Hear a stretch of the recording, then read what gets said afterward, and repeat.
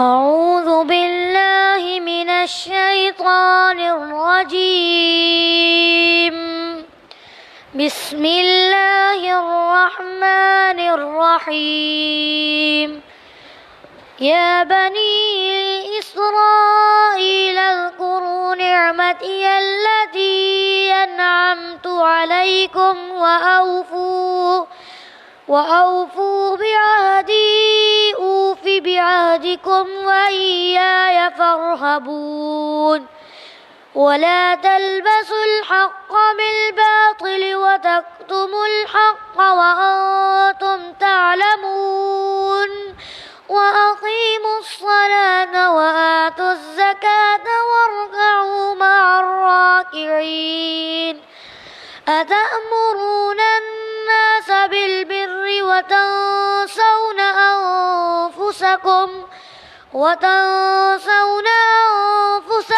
وأنتم تتلون الكتاب أفلا تعقلون.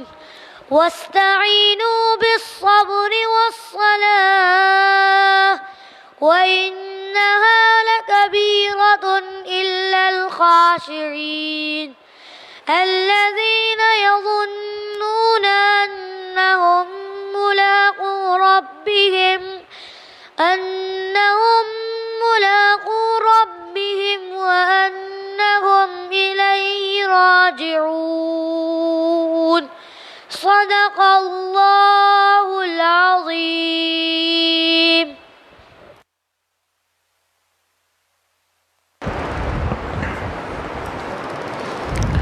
الحمد للہ وکفا وسلام علی عبادہ الذین اصطفیٰ اما بعد. سورہ فاتحہ میں اللہ رب العزت سے ہم نے ہدایت کا سوال کیا تھا.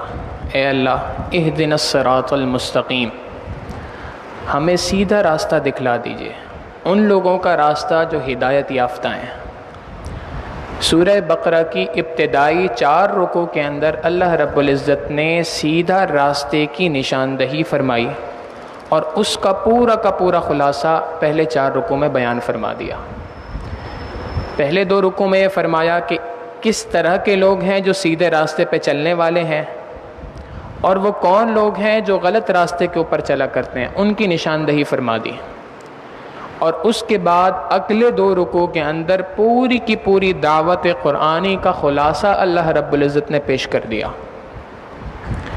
یہ سارے کام کرنے کے بعد، اس دعوت کے بیان کے بعد، یہ چونکہ عمومی دعوت تھی، ہر کسی کو یہ دعوت تھی، عام دعوت دینے کے بعد اللہ رب العزت نے اس رکوع سے آگے خاص دعوت دینے کا اہتمام فرمایا ہے.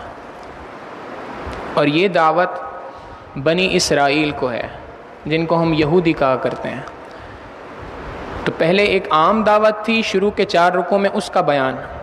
آج کے اس رکوع کے اندر جو خاص دعوت ہے بنی اسرائیل کو، اس کا عمومی بیان ہے، یعنی پوری کی پوری دعوت کا خلاصہ اس ایک رکوع میں بیان کر دیا. اور اس کے بعد آگے جو اگلا آدھا پارہ ہے، اس پورے آدھے پارے کے اندر بنی اسرائیل کا تفصیلی ذکر موجود ہے. تو یوں سمجھ لیں کہ اگلے آدھے پارے میں جتنی باتیں آ رہی ہیں، ان سب کے سب کا خلاصہ آج کے اس رکوع کے اندر موجود ہے. بنی اسرائیل کون لوگ تھے؟ حضرت ابراہیم علیہ السلام کو اللہ رب العزت نے 2 بیٹے عطا فرمائے. ایک کا نام اسماعیل اور دوسرے کا نام اسحاق علیہ السلام. جتنے بھی انبیاء حضرت عیسیٰ علیہ السلام تک دنیا کے اندر آئے، وہ سارے کے سارے حضرت سیدنا اسحاق علیہ السلام کی اولاد میں سے آئے. اسحاق علیہ السلام، پھر ان کی اولاد میں حضرت یعقوب علیہ السلام، پھر یعقوب علیہ السلام کی اولاد کے اندر سیدنا یوسف علیہ السلام اور دیگر انبیاء، موسیٰ علیہ السلام، داؤد علیہ السلام، عیسیٰ علیہ السلام، یہ سارے بنو اسحاق، حضرت اسحاق علیہ السلام کی اولاد میں سے ہیں. تو حضرت اسحاق علیہ السلام کی اولاد میں ایک نبی ہے سیدنا یعقوب علیہ السلام. ان کا ایک نام اسرائیل تھا. تو جو یعقوب علیہ السلام کی اولاد بنی، وہ ساری کے ساری بنی اسرائیل کہلائی. آج کے زمانے میں یہ قرآن کریم کے اترتے نزول کے وقت پہ جتنے بھی یہودی تھے یہ سارے کے سارے بنی اسرائیل کہلایا کرتے تھے. تو چنانچہ اللہ رب العزت نے ان کو ایک خاص دعوت دی عام لوگوں سے ہٹ کر. خاص دعوت دینے کی وجہ کیا تھی؟ پہلی وجہ تو یہ تھی کہ بنی اسرائیل جو یہاں پر دنیا کے اندر آباد تھے، ان کو نبی علیہ الصلاۃ والسلام کی بعثت تک 2 مرتبہ زبردست قسم کی مار پڑ چکی تھی. آج کی نماز کے اندر جس رکوع کی تلاوت کی گئی اس میں اس کا تفصیلی ذکر ہے 15ویں پارے کے پہلے رکوع میں، کہ کیسے تفصیل سے اللہ رب العزت نے ذکر کیا کہ بنی اسرائیل کو 2 مرتبہ اپنی نافرمانیوں کی وجہ سے ہم نے ان کے اوپر ایسے افراد کو مسلط کیا جنہوں نے ان کو خوب مارا، ان کی خوب پٹائی ہوئی. واقعہ یہ ہے کہ سیدنا سلیمان علیہ الصلاۃ والسلام نے ایک تخت قائم کیا تھا جس کا نام تھا ہیکل سلیمانی. اس کو یہ کہتے ہیں سولومنز ٹیمپل. یہ سیدنا سلیمان علیہ الصلاۃ والسلام نے ایک تخت تعمیر کیا تھا اور اس کے اوپر بیٹھ کر پوری دنیا میں بادشاہی کی تھی. ان کے انتقال کے بعد حضرت عیسیٰ علیہ الصلاۃ والسلام کی پیدائش سے 600 سال پہلے ایک بادشاہ گزرا، اس کا نام تھا بخت نصر.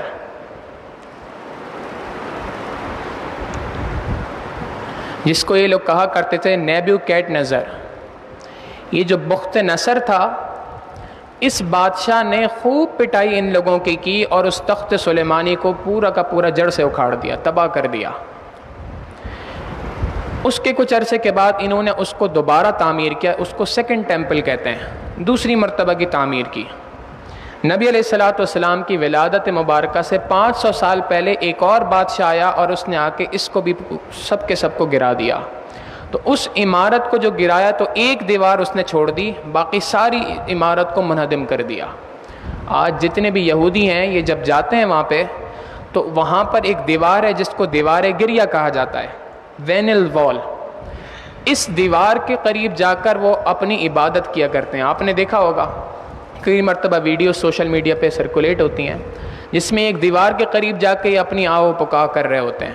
یہ وہی دیوار ہے جو تخت سلیمانی یا ہیکل سلیمانی کی ایک بچی ہوئی دیوار ہے. یہ اس کے قریب جا کر آج بھی اپنی عبادت کیا کرتے ہیں. اب اس کے بعد آج کے اس موجودہ دور میں یہ تیسری مرتبہ اس ہیکل سلیمانی کو تعمیر کرنے کی تیاری کر رہے ہیں اور یہ تیاری زور و شور کے ساتھ جاری ہے. ان کا عقیدہ ہے کہ آخری زمانے کے اندر ایک مسیح آئے گا جس کو ہم دجال کہتے ہیں. آخری زمانے کے اندر ایک مسیح آئے گا اور وہ اس تخت کے اوپر بیٹھ کے حکومت کرے گا اور اس وقت پر پوری دنیا کے اندر یہودی جو ہیں وہ آباد ہو جائیں گے. یہودیوں کا پوری دنیا کے اندر غلبہ آ جائے گا.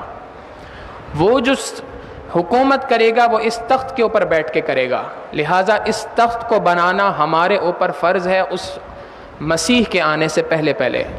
لہٰذا آج جتنی یہ باتیں ہو رہی ہیں نا کہ جی اسرائیل کو تسلیم کر لیا جائے، گریٹر اسرائیل کا منصوبہ پوری دنیا کے اندر پھیلا دیا جائے، تمام ملکوں سے اس کو تسلیم کروا دیا جائے، یہ سارے کا سارا اس ہیکل سلیمانی کی تعمیر کے لیے ہے تاکہ یہ اس منصوبے کے اوپر کامیاب ہو جائیں. اللہ رب العزت کے محبوب صلی اللہ علیہ وسلم نے 1400 سال پہلے بتا دیا یہ اس منصوبے میں کامیاب نہیں ہوں گے، نہ یہ ہوں گے نہ یہ ہو سکتے ہیں، کیونکہ اللہ رب العزت نے اس کے لیے عیسیٰ علیہ الصلاۃ والسلام کو دنیا کے اندر بھیجنا ہے اور انہوں نے آ کے اس دجال کو قتل کر دینا ہے. تو بہرحال یہ بنی اسرائیل کا ایک بیک گراؤنڈ تھا. ان کو جو اتنی مار پڑی تھی، اس مار کی وجہ سے یہ وہاں سے نکلے اور نکلنے کے بعد یثرب نامی جگہ جس کو آج مدینہ منورہ کہتے ہیں، یہ نبی علیہ الصلاۃ والسلام کی ولادت مبارکہ سے 500 سال پہلے یہاں پر آ کر آباد ہونا شروع ہو گئے. کیوں آباد ہوئے؟ ان کے انبیاء نے ان کی کتابوں میں بھی یہ بات لکھی تھی کہ اللہ رب العزت کے آخری پیغمبر اسی جگہ پر آ کر مبعوث ہوں گے، یہاں ہی پر تشریف لے کے آئیں گے. اور یہ بات جانتے تھے کہ جتنے انبیاء اس دنیا میں آئے ہیں وہ سارے کے سارے ہماری نسلوں میں سے ہیں، بنو اسحاق میں سے ہیں. لہٰذا وہ یہ بات جانتے تھے، ان کو امید تھی، یقین تھا کہ جو آخری نبی اللہ رب العزت بھیجیں گے وہ بھی اسحاق علیہ السلام ہی کی اولاد میں سے ہوگا، ہم ہی میں سے کوئی ایک نبی ہوگا جس کو اللہ رب العزت نے مبعوث کرنا ہے. چنانچہ یہ وہاں پر آ کر اللہ رب العزت کے محبوب صلی اللہ علیہ وسلم کے دنیا میں تشریف لانے کی دعائیں کیا کرتے تھے، اور نبی علیہ الصلوۃ والسلام کی جتنی نشانیاں تھیں وہ ساری نشانیاں ان کو پتہ تھیں۔ قرآن کریم کہتا ہے یعرفونہ کما یعرفون ابناءہم، کما یعرفون ابناءہم، یہی جیسے اپنے سگے باپ کو پہچانتے ہیں اسی طریقے سے اللہ کے محبوب صلی اللہ علیہ وسلم کو پہچانتے ہیں۔ سوال یہ پیدا ہوتا ہے جب اتنی ان کو شدت سے انتظار تھا، دعائیں مانگا کرتے تھے، اس کے باوجود جب نبی علیہ الصلوۃ والسلام نے اس دنیا کے اندر مبعوث ہوئے اور نبی علیہ السلام نے اپنی دعوت کا اعلان کیا، یہ ایمان نہیں لے کے آئے۔ وجہ کیا تھی؟ وجہ صرف اور صرف ضد اور ہٹ درمی تھی کہ تمام کے تمام انبیاء دنیا میں جو آئے ہیں یہ تو ہماری اولاد میں سے تھے، ہم ہی میں سے تھے، ہماری نسلوں میں سے تھے، یہ نبی بنو اسماعیل میں سے کس طریقے سے آ گیا؟ اس ضد اور ہٹ درمی کی وجہ سے انہوں نے اللہ رب العزت کے محبوب صلی اللہ علیہ وسلم کو جھٹلایا، ورنہ یہ جانتے تھے اچھی طرح کہ یہی آخری پیغمبر ہیں جنہوں نے آنا ہے، جن کا انتظار ہم 500 سال سے کرتے ہوئے دنیا کے اندر آ رہے ہیں۔ تو اس وجہ سے اللہ رب العزت نے ان کو ایک خاص یہاں پر خطاب فرمایا کہ اے بنو اسرائیل، تم وہ لوگ ہو کہ جو تم جانتے ہو کہ اللہ کے محبوب صلی اللہ علیہ وسلم آخری نبی ہیں، تم ان کے بارے میں مجھ سے دعائیں مانگا کرتے تھے کہ اے اللہ اس آخری نبی کو بھیج دیجئے جن کے آنے کے بعد سے ہماری ذلت اور رسوائی دنیا کے اوپر سے ختم ہو جائے گی۔ اب میں نے جب یہ نبی دنیا کے اندر بھیج دیا تو اب تمہارے پر حق ہے کہ تم اس کے اوپر ایمان لے کے آؤ۔ چنانچہ اللہ رب العزت نے خاص طور پر ان کو یہاں پر ترغیب دی۔ اور دوسری ایک وجہ یہ تھی کہ مشرکین مکہ کو ایمان کی دعوت دینا یہ تو نئے لوگوں کو ایمان کی طرف لانا تھا، اور بنی اسرائیل یہ وہ لوگ تھے جو اللہ پر ایمان لاتے تھے، پچھلے تمام انبیاء پر ایمان لاتے تھے، مگر یہ راستے سے بھٹک گئے تھے تو ان کو بھولا ہوا سبق یاد کرانا تھا۔ ایک تو ہے کسی شخص کو نیا سبق یاد کرانا، اس سے پہلے ضروری ہے کہ بھولے ہوئے آدمی کو بھولا ہوا سبق یاد کرایا جائے۔ ایک یہاں سے ایک بڑا اچھا اصول پتہ چلتا ہے جو آج کل ایک بہت مشہور اعتراض ہے، یہ دعوت و تبلیغ میں جو لوگ نکلتے ہیں اللہ کے راستے میں گشت کرتے ہیں ان کو ایک اعتراض کا سامنا کرنا پڑتا ہے۔ لوگ کہتے ہیں جی آپ کے پاس کیا کافر کم ہو گئے دنیا کے اندر، ان کو جا کے دعوت دو، مجھے کیوں دعوت دیتے ہو، میں تو مسلمان ہوں، جاؤ جا کے مسلمان ایمان کافروں کو دعوت دو۔ تو یہاں سے پتہ چلتا ہے قرآن کریم کا اصول ہے، قرآن کریم کا طرز ہے کہ پہلے جن لوگوں نے سبق بھولا ہوا ہے ان کو پہلے سبق یاد کراؤ، اس کے بعد ان لوگوں کو سبق بتاؤ جن کو سبق کا پتہ ہی نہیں ہے۔ تو پہلے ایمان والوں کو جو اللہ پر ایمان رکھتے ہیں ان کو دعوت دینی ضروری ہے کہ وہ جو احکامات کو بھول چکے ہیں ان احکامات کی طرف آئیں۔ اور اس کے بعد دوسرے نمبر کے اوپر یہ ہے کہ جو غیر مسلم ہیں ان کو دین کی دعوت دی جائے۔ تو بہرحال اللہ رب العزت نے اس رکوع سے بنی اسرائیل کو خطاب فرمایا۔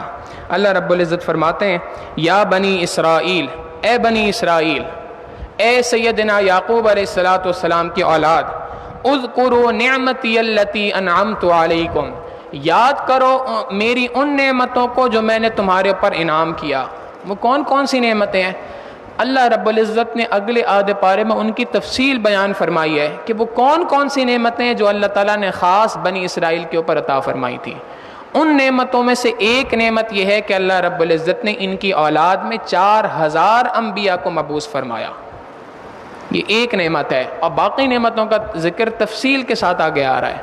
تو یاد کرو میری نعمتوں کو کہ تم پر یہ ساری نعمتیں برسانے والی ذات کون سی تھی؟ میری ذات تھی۔ تو جب میری ذات تھی، آج میں ہی تم سے اس بات کا تقاضا کر رہا ہوں کہ اس آخری نبی پر ایمان لے کے آؤ۔ وَأَوْفُوا بِعَهْدِي أُوفِ بِعَهْدِكُمْ، اور تم نے جو وعدہ مجھ سے کیا تھا اس وعدے کو پورا کرو، میں تم سے اس وعدے کو پورا کروں گا جو میں نے تم سے کیا ہے۔ انہوں نے اللہ رب العزت سے کیا وعدہ کیا؟ 8ویں پارے میں اللہ رب العزت نے اس کو بیان فرمایا، وَلَقَدْ أَخَذَ اللَّهُ مِيثَاقَ بَنِي إِسْرَائِيلَ، اللہ رب العزت نے بنی اسرائیل سے ایک عہد لیا، ایک وعدہ لیا۔ وہ کیا وعدہ تھا؟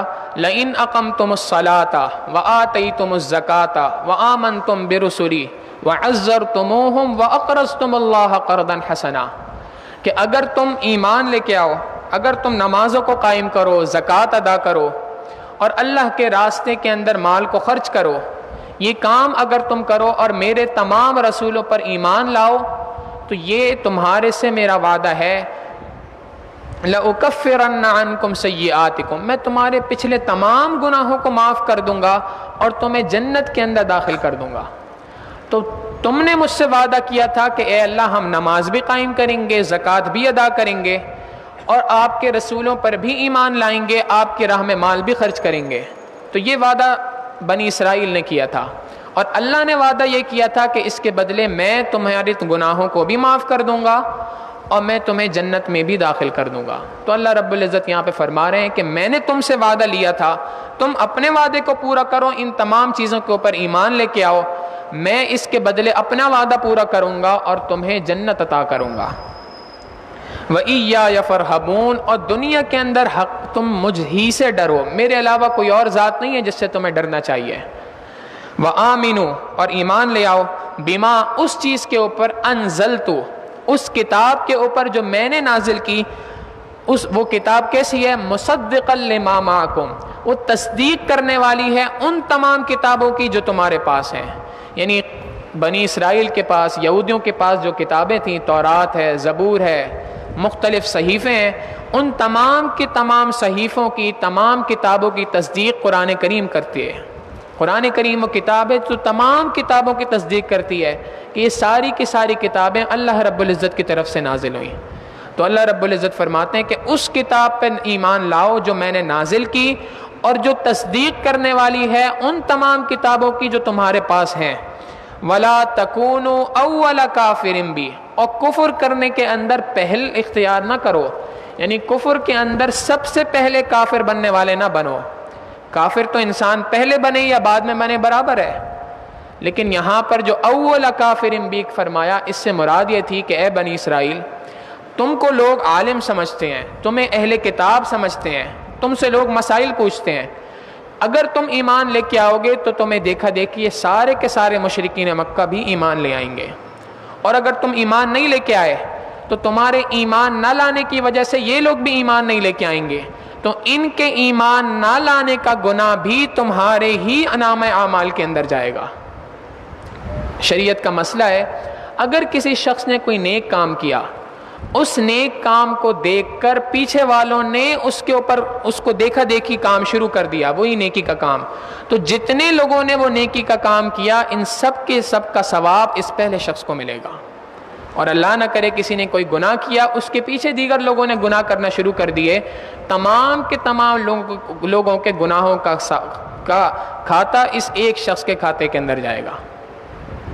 یہی وجہ ہے کہ ایک وجہ نبی علیہ الصلوۃ والسلام کی دیگر تمام انبیاء کے اوپر، تمام امتوں کے اوپر، ہر نبی کے اوپر فضیلت کی یہ ہے کہ اللہ رب العزت کے محبوب صلی اللہ علیہ وسلم کی امت میں جو کوئی شخص نیک عمل کرتا ہے اس کا ثواب نبی علیہ الصلوۃ والسلام کے اکاؤنٹ میں جاتا ہے۔ کیوں؟ اللہ رب العزت کے محبوب صلی اللہ علیہ وسلم ہی کی وجہ سے تو ہم ایمان لے کے آئے ہیں۔ جو کوئی نیک عمل ہم کرتے ہیں اس کا ثواب نبی علیہ الصلوۃ والسلام کے اکاؤنٹ میں بھی چلے جاتا ہے۔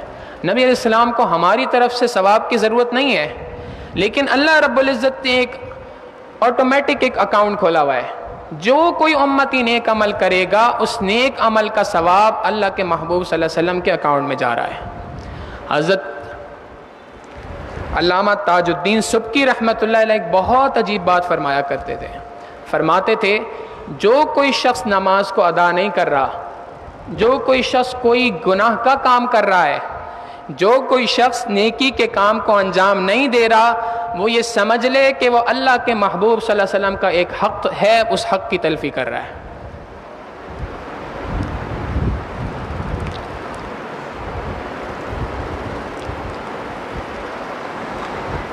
وَآمِنُوا، ایمان لے آؤ، بِمَا، اس چیز کے اوپر، انزلت، جو میں نے نازل کی، مصدقا لما معکم، تصدیق کرنے والی ہے ان کتابوں کی جو تمہارے پاس ہیں، وَلَا تَكُونُوا أَوَّلَ كَافِرٍ بِهِ، اور کفر اختیار کرنے کے اندر پہل نہ کرو، پہلے کافر نہ بنو، وَلَا تَشْتَرُوا بِآيَاتِي ثَمَنًا قَلِيلًا، اور میری قرآن کریم کی آیتوں کو چند عوض کے بدلے، تھوڑے مال کے بدلے میں نہ بیچو۔ وَلَا تَشْتَرُوا بِآيَاتِي ثَمَنًا قَلِيلًا، میری قرآن کریم کی آیات کو تھوڑے مال کے عوض نہ بیچو۔ کیا معنی ہے؟ کیا زیادہ مال کے عوض بیچا جا سکتا ہے؟ نہیں۔ اصل بات یہ ہے کہ یہاں پہ اللہ رب العزت اس بات کی طرف اشارہ فرمانا چاہ رہے ہیں کہ ساری کی ساری دنیا جتنی ہے، قل متاع الدنیا قلیل، پوری کی پوری دنیا کے بدلے میں بھی ایک آیت کو اگر کوئی بندہ بیچنا چاہے تو وہ ساری کی ساری دنیا قلیل ہے، تھوڑی سی ہے۔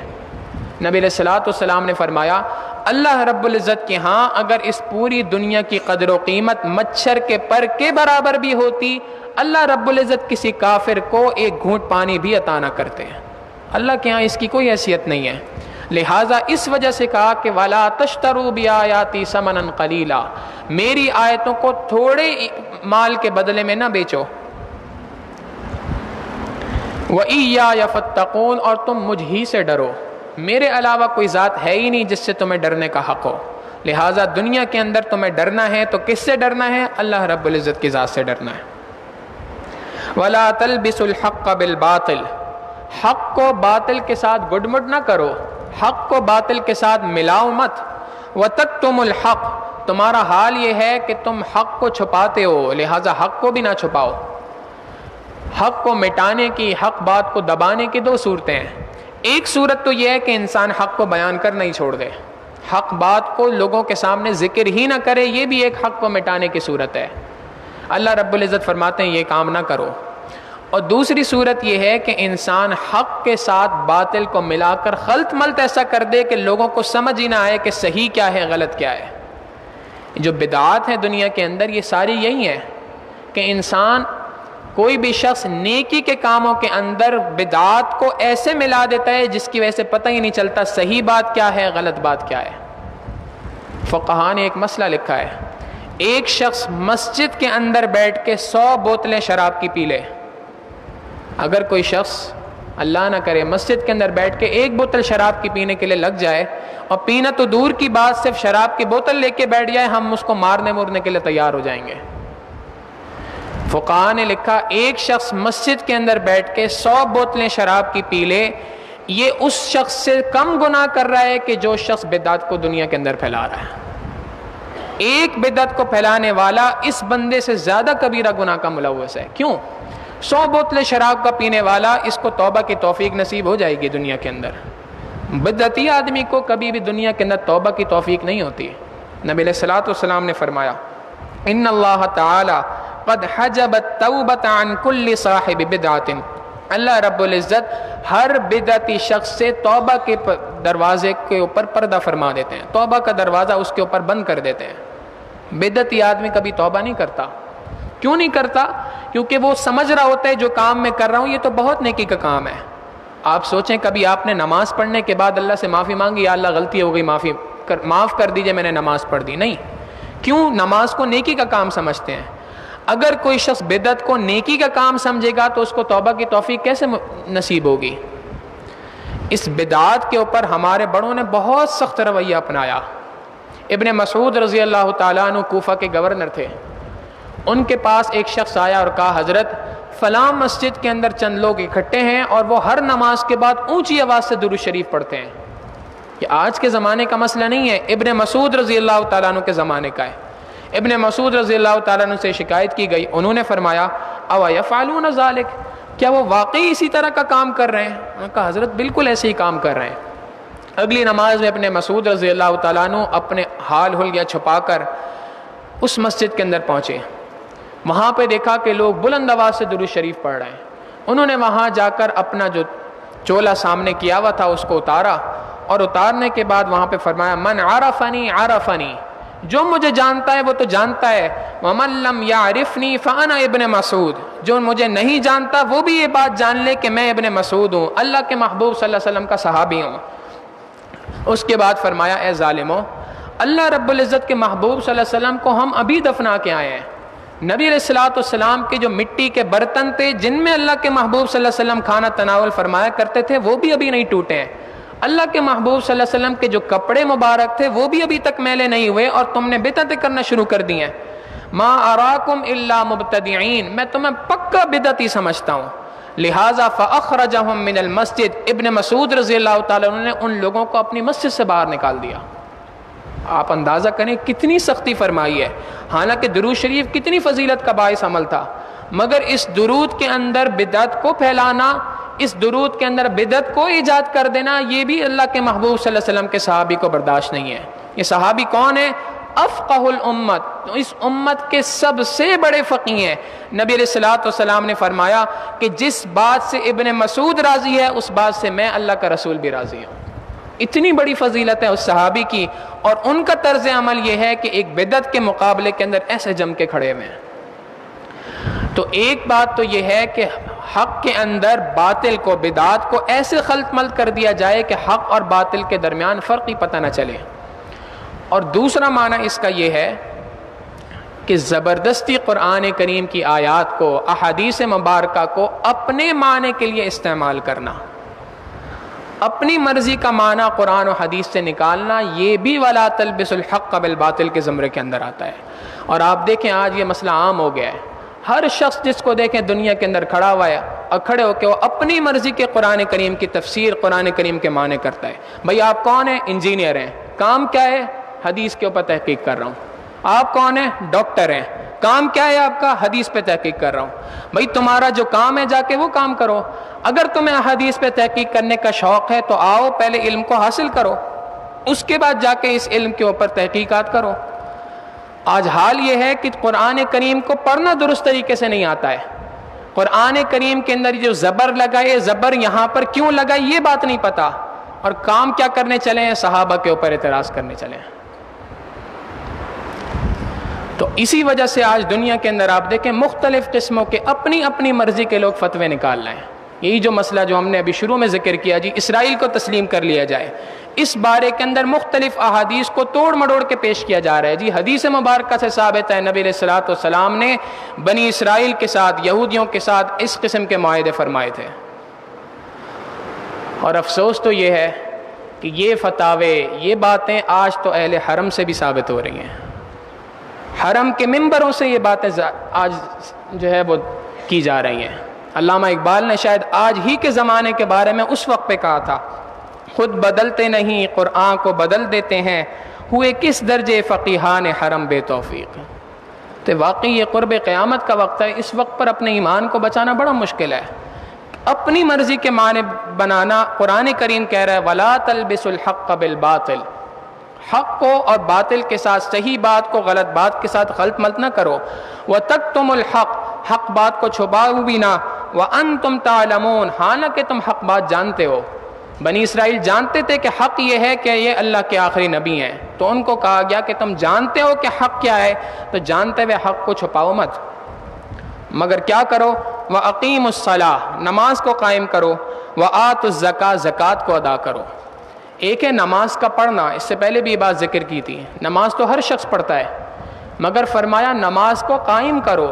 قائم کرنے سے کیا مراد ہے؟ مرد کے لیے قائم کرنے سے مراد یہ ہے کہ نماز کو اپنے وقت پر تکبیر اولیٰ کے ساتھ مسجد کے اندر باجماعت ادا کرو، یہ ہے نماز کا قائم کرنا۔ اور عورت کے لیے یہ ہے کہ جیسے ہی نماز کا وقت داخل ہو جائے فوری طور پہ نماز کو ادا کر لیں۔ عورتوں کے اندر یہ بہت سستی پائی جاتی ہے، نماز کو آخری وقت کے اندر مقرر تک کے لیے جو ہے نا وہ دیر کر دیتی ہیں، جی یہ کام ہو جائے اس کے بعد نماز پڑھوں گی، یہ کام ہو جائے اس کے بعد نماز پڑھوں گی۔ اللہ کے محبوب صلی اللہ علیہ وسلم کے صحابیات، ان کا طرز عمل یہ تھا کہ وہ جیسے ہی نماز کا وقت ہوتا تھا سب سے پہلے نماز کو پڑھا کرتی تھی۔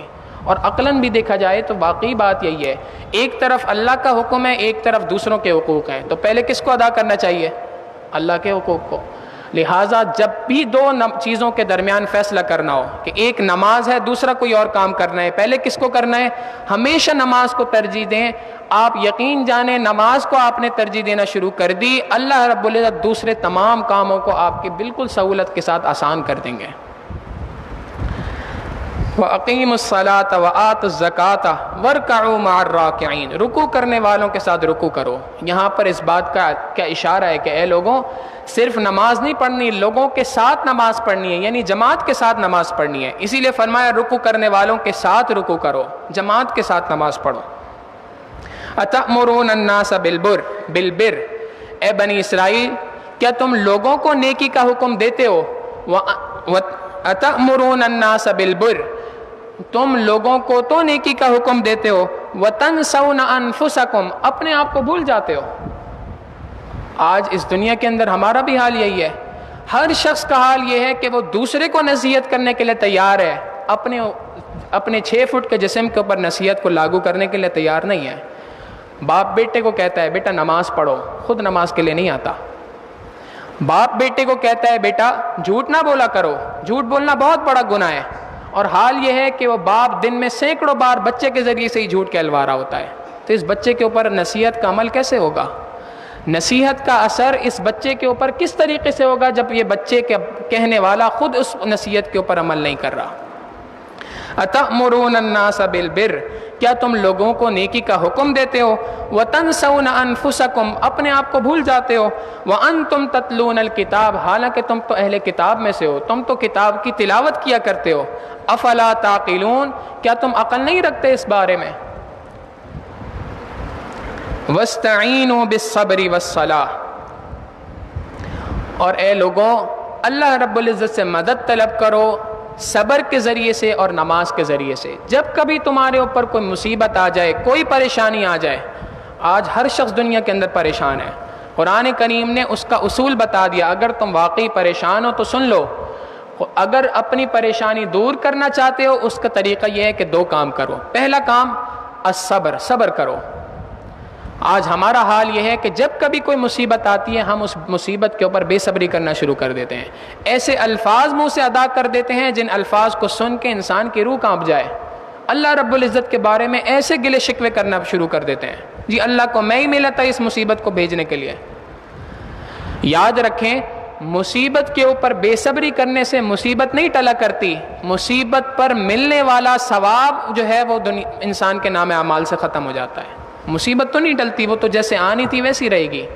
لہٰذا مصیبت پہ پہلا کام یہ ہے کہ صبر کریں، اور دوسرا کام یہ ہے کہ نماز ادا کریں، اللہ رب العزت کے ساتھ تعلق قائم کریں۔ یہ نماز کا جو پڑھنا ہے یہ اللہ رب العزت کے ساتھ تعلق کا قائم کرنا ہے۔